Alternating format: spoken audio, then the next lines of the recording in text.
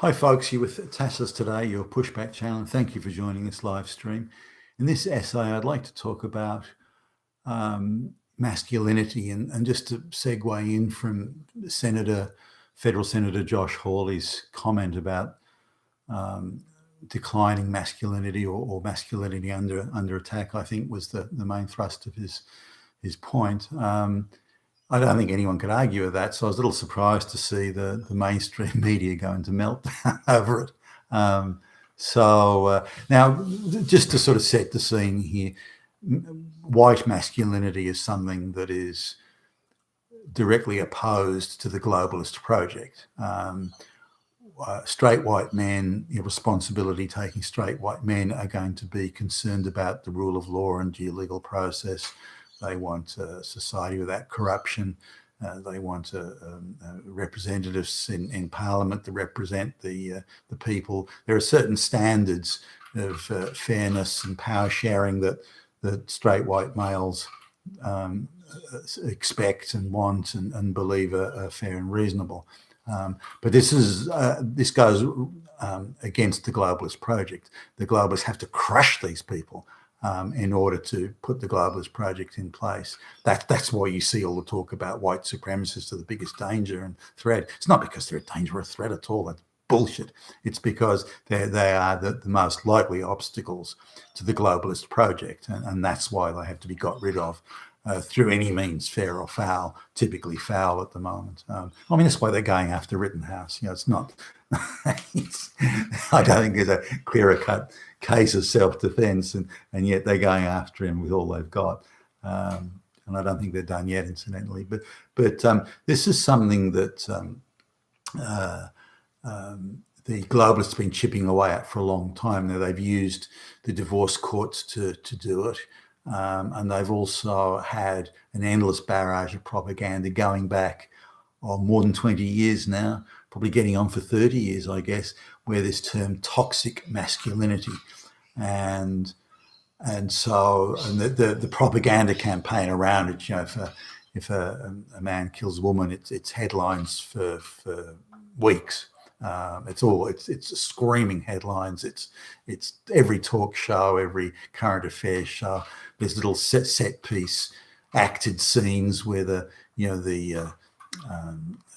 so-called journalist cries into the camera. Others come to console her because she's so upset about the evil men that are doing these bad things and so on. But if the reverse is the case, if a woman murders the husband with the golf club or something like that, well, he really did deserve it because he was a toxic man.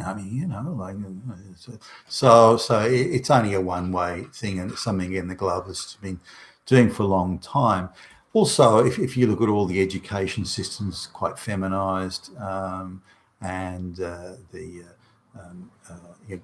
girls are given a pass through high school and into college. I've interviewed engineers where every female engineer has the highest category of pass in the engineering degree, first class with honours and all this sort of thing. And the boys have very average passes by comparison.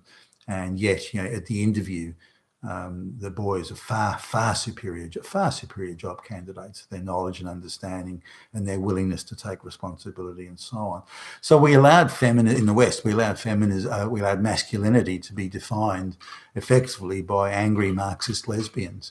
They're the ones that defined what was masculinity and what it wasn't, and what was toxic and what wasn't. So the entire thing was a propaganda scam from the outset, all funded and supported and directed by the globalists. The anti-male propaganda that was happening in Australia was also happening in America. Sometimes even the same article in a newspaper or the TV or whatever, it was centrally coordinated, centrally scripted.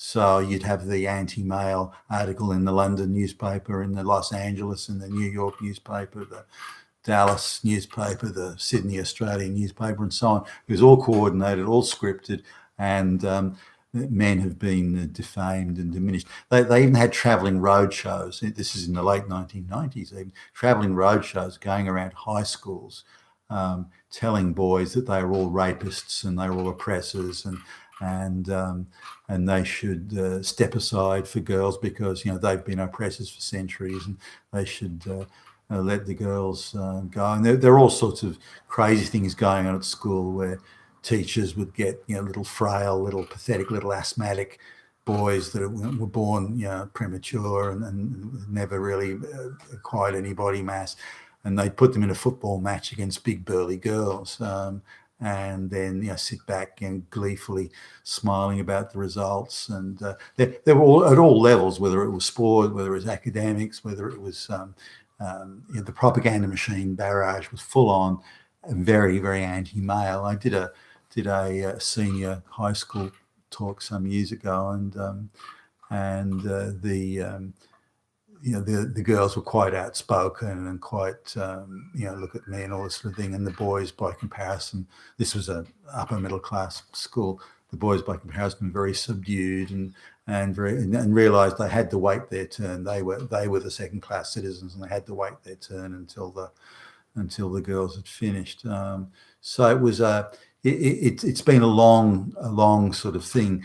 They've been at it, as I say, for close to 30 years through the education system and all sorts of things to diminish maleness, diminish straight white maleness, whiteness, and diminish boys however they can. Now they pick the wrong target. They pick the little emaciated asthmatic boys to be pushed around by the burly girls in the football match. But those little emaciated boys aren't going to be the ones that are oppressing women. They're the least likely. They'd blow over in a light breeze. The issue is going to come from the labourers out on the work site. Those are the ones. But you won't get to them. They'll go straight over their heads. And why they listen to that crap anyway? It's so far from any reality that they know that it's unlikely to penetrate very far. And nor should it, by the way. So they're failing to deal. The propagandists have failed to deal with legitimately bad behaviour, such as the rioters in the United, the Black Lives Matter, Antifa rioters. That's something that could be looked at in terms of bad behaviour. But they want to attack the core of manhood and masculinity and so on.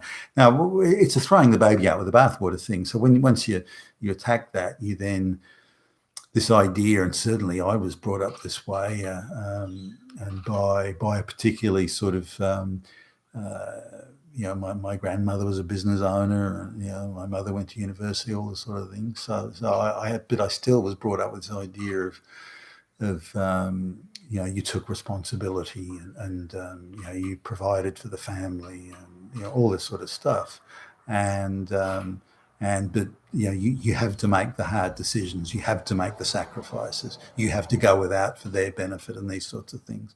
And you have to do the very best you can and go out and work as hard as you can. And all these were the sort of things that I was brought up with, and I think any men from my era were brought up with. Now it's of course it's somewhat different today.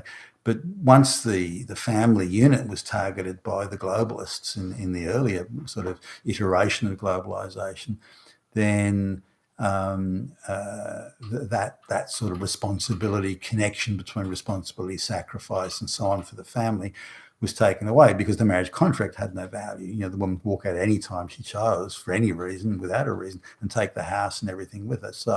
So men, over time became quite reluctant to make that sort of commitment that otherwise would have been made, and many who did make it, suffered brutally, at least financially, and sometimes in other ways because of it.